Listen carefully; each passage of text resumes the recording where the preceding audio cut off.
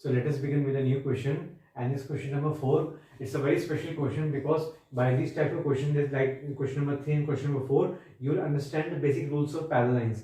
Because इस type की question करने के बाद जो है पैरेलल लाइंस और अच्छे से आपको क्लियर हो जाएगी अगर पैरेलल लाइंस होता क्या है. ये बहुत सिंपल क्वेश्चन है लेकिन बहुत इंपॉर्टेंट भी है. So let me read the question for you. Question number 4 says, in the given figure, find the measure of the unknown angles. Over here, see there are two lines given over here. And since it's a straight line which is cutting these two lines, these two parallel lines, ये दोनों parallel lines हैं. इन दोनों parallel lines को एक line काट रही है. So this line is called as transversal line. को transversal line बोलते हैं और ये दोनों जो आपकी parallel lines होगी. अब यहाँ पे by this structure you can see there are 8 angles forming. 8 angles पे फॉर्म हो रहे हैं, बन रहे हैं और उसमें से एक एंगल का हमने मेजरमेंट दे दिया है. बाकी के सारे 7 एंगल्स हैं हमें पता लगाने के आखिर इनका मेजरमेंट कितना है. तो ये बहुत इजी क्वेश्चन है, मैं आपको बताता हूँ. और इसके अलावा जब ये क्वेश्चन आप कर लोगे only then you will be able to solve the rest of the question, because अगर आप ये टाइप के क्वेश्चन नहीं कर पाते हैं तो फिर आप बाकी क्वेश्चन भी नहीं कर पाएंगे. तो इससे पूरा क्वेश्चन आपको क्लियर हो जाएगा. चलिए मैं जो शुरुआत करता हूँ.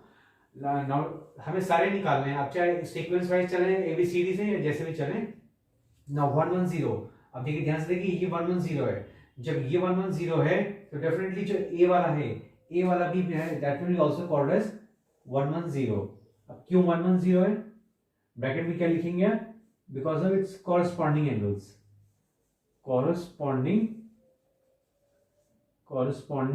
एंगल्स, ये इसका जो है रीजन है. रीजन आपको जरूर लिखना है. हर make sure you have to write the reason. Now the second part. अब जो है 110 ये जो मैच कर रहा है, मैं पहले वो देख रहा हूँ कि जो जो इससे इक्वल बराबर मैच कर रहे हैं. सो 110 इसके बराबर होता है, 110 डी के बराबर भी होता है.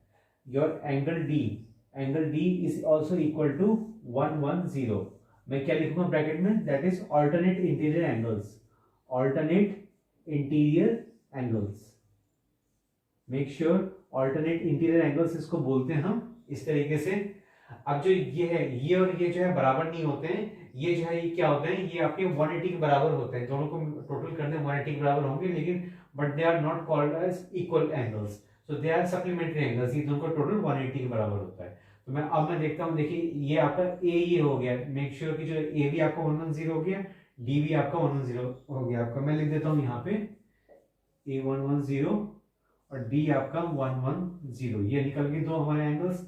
नाउ ओवर हियर, अब जो है यहाँ पे 110 एफ के बराबर भी होता है.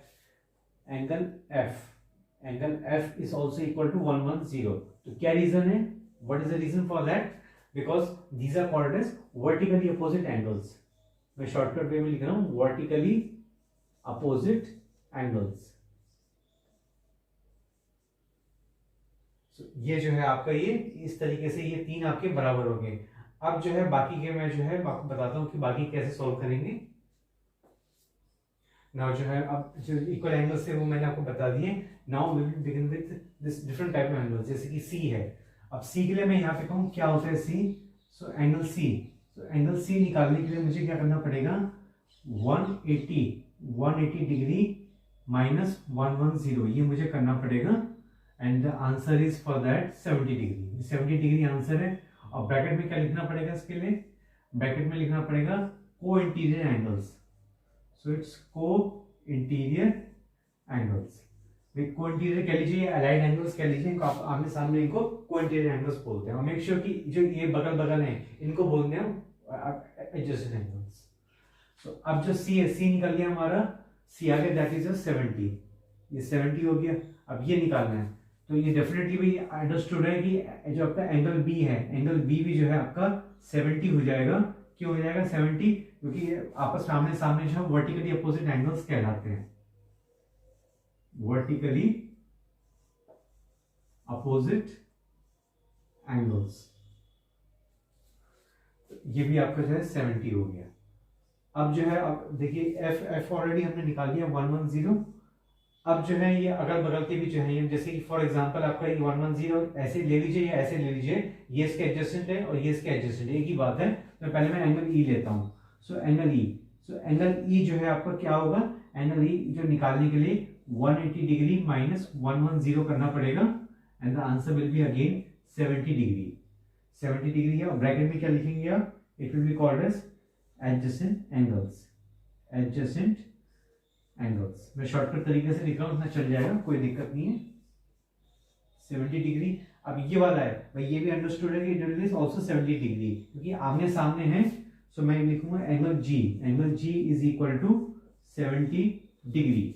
ब्रैकेट में क्या लिखेंगे हम, that will be vertically opposite angles. So vertically opposite angles. तो इस तरीके से करके जो है, दीज आर योर 7 एंगल्स, 1 2 3 4 5 6 7। तो ये जो है इस दीज आर योर एंगल्स, इस तरीके से जो है एंगल्स को हम निकालते हैं। So that's all in this video, thanks for watching.